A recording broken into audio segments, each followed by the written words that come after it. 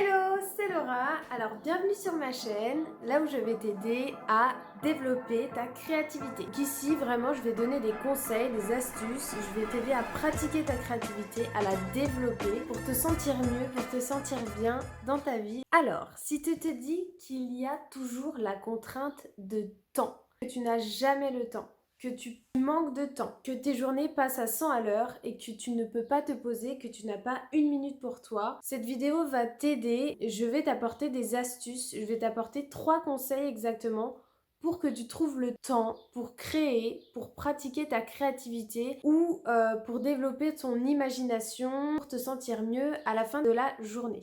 Si tu n'as pas de solution pour dépasser ça, la première chose, c'est que tu vas avoir besoin de ton matériel à proximité. C'est important d'avoir son matériel avec soi et de ne pas avoir la charge de devoir mettre en place les choses.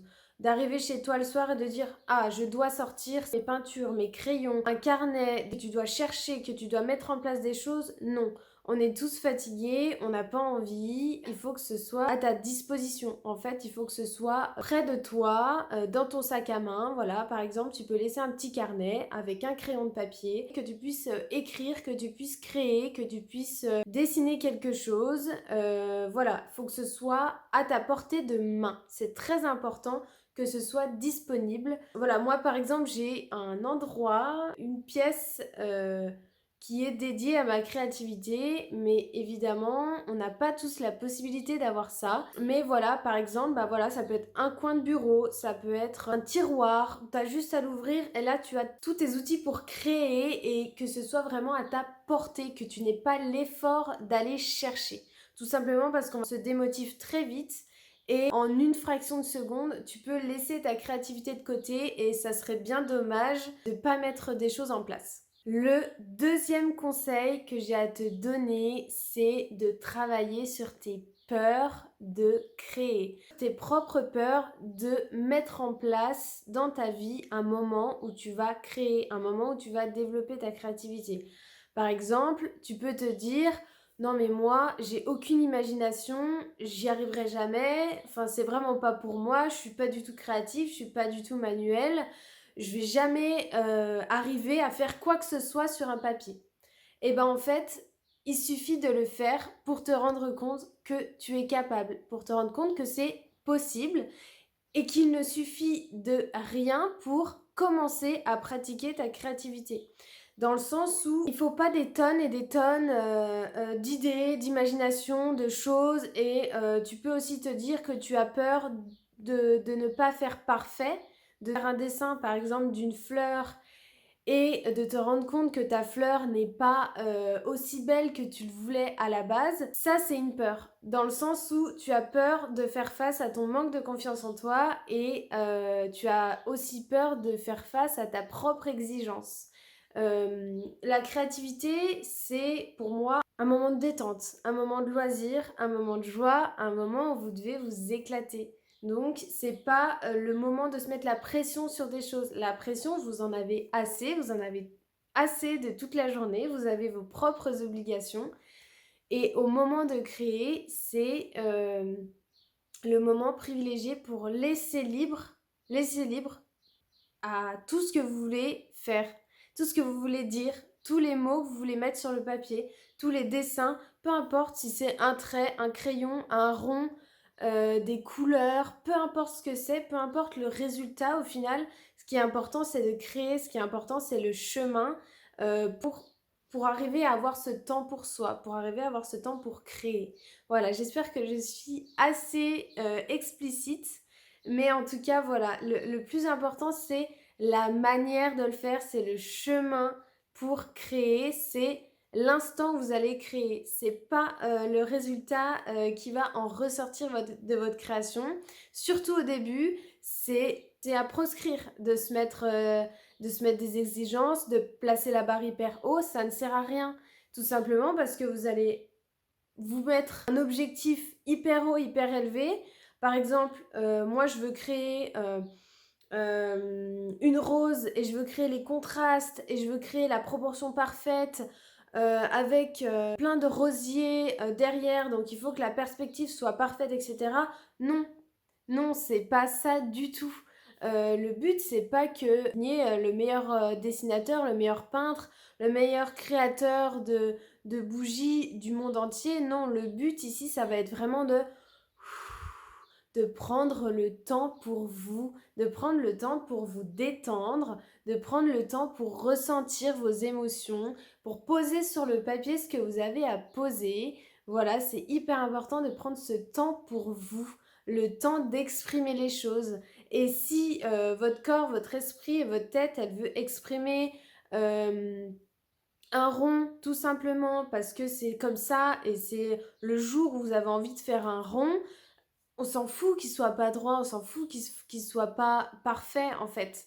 Et au fil du temps, vous allez créer et laisser passer votre gestuelle et vos émotions à travers l'outil que vous avez dans les mains. Et ben votre création, elle va se développer, votre création, elle va envahir toute la place et tout le support. Et c'est là que c'est important. C'est là que c'est magnifique et c'est là que votre corps va s'exprimer. Le but c'est ça, le but c'est de lâcher prise, de lâcher vos émotions, d'être juste là pour soi, là pour prendre soin de soi, là pour évacuer tout ce qu'on a dans la tête. C'est hyper important de pouvoir le faire sans se mettre la pression sur des exigences impossibles à réaliser, juste impossible. Le troisième conseil que j'ai à vous donner, et c'est un conseil qui est primordial, j'aurais pu le mettre en numéro 1 d'ailleurs, de programmer, de planifier un temps pour créer. Planifier un temps spécialement pour votre créativité. Si vous ne planifiez pas, vous allez sans cesse procrastiner, mettre les choses au lendemain. Et le temps et les choses de la vie, les obligations de la vie vont prendre le dessus, vont prendre cette place, vont prendre ce temps accaparé qui était là au départ pour vous. Et c'est pas ça qu'on veut. Nous, ce qu'on veut, c'est vraiment avoir le temps, avoir un minimum de temps pour le faire. Si vous ne le prévoyez pas à l'avance, ça ne marchera pas, vous n'allez pas pouvoir le faire spontanément. Parce que vous allez avoir toutes vos obligations en tête. Je dois faire ci, je dois m'occuper de la maison, je dois m'occuper des enfants, j'ai des animaux à m'occuper, j'ai ci à faire, etc., etc. Nous, ce qu'on veut, c'est avoir le temps pour soi. Voilà, si vous voulez avoir un temps pour vous, vous sentir mieux dans votre journée, vous sentir mieux dans votre tête, c'est important de programmer, de planifier un temps pour vous. Voilà. Et le temps pour vous, vous allez programmer par exemple, prenez une fois par semaine, vous prenez 5 ou 10 minutes pour programmer des moments, des instants de temps pour vous dans la semaine. Par exemple, le dimanche matin, vous vous levez, vous faites vos petites habitudes, votre rituel du matin, et là tout de suite après, boum, tiens, avant de m'envahir de choses à faire, d'obligations, de m'occuper de la maison, etc., je vais prendre 5 minutes pour noter dans mon agenda, dans mon téléphone, un rappel. Ça peut être dans un planning, dans un planeur, dans un agenda papier, ça peut être votre téléphone, peu importe, mais vous allez planifier un temps spécialement pour votre créativité. Vous allez noter créer, tout simplement. Je crée pendant un quart d'heure, pendant 10 minutes, pendant une demi-heure, pendant une heure, dans la semaine, peu importe.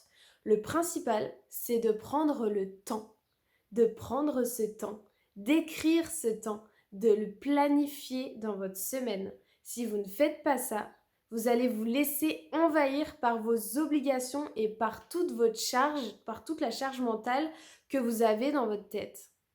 Le but, ça va être d'éliminer cette charge mentale, d'éliminer les émotions, d'éliminer toutes les obligations, toutes les choses qu'on porte au fil du temps pendant ce temps-là de créativité. Et pendant le temps de créativité, je vais vous aider avec d'autres conseils, avec d'autres vidéos à évacuer ces pensées, à évacuer toutes les pensées qui peuvent venir au moment où on crée. Mais ça fera l'objet de d'autres vidéos. Donc restez bien connectés sur ma chaîne. Je vous fais plein d'énormes bisous. Je vous remercie d'avoir écouté ma vidéo et surtout d'avoir écouté jusqu'au bout. J'espère que vous allez pouvoir vous mettre à créer, vous mettre à pratiquer votre créativité. Je vous assure que c'est hyper bénéfique pour vous. Je ne suis pas privilégiée, je n'ai pas le temps de créer non plus tout le temps. Et j'arrive quand même à prendre le temps pour moi, j'arrive quand même à exprimer des choses et j'arrive quand même à prendre soin de moi et à développer ma propre créativité. Si ça vous intéresse, si c'est un sujet qui vous plaît, n'hésitez pas à me le dire en commentaire, à mettre un j'aime à la vidéo, ça me soutiendra dans mon projet. Ça me soutiendra aussi pour vous apporter des conseils et dites-moi si vous avez des peurs, des blocages et des envies particulières face à votre créativité. Je suis là pour ça, je suis là pour vous aider, pour vous accompagner. Donc n'hésitez pas à le faire. Mettez-moi un commentaire. Si vous êtes prêt à créer, mettez-moi le mot créativité tout simplement en commentaire pour ces premiers conseils que je vais vous donner sur ma chaîne. On se retrouve très vite pour une prochaine vidéo où je vais toujours vous aider à développer votre créativité. À bientôt!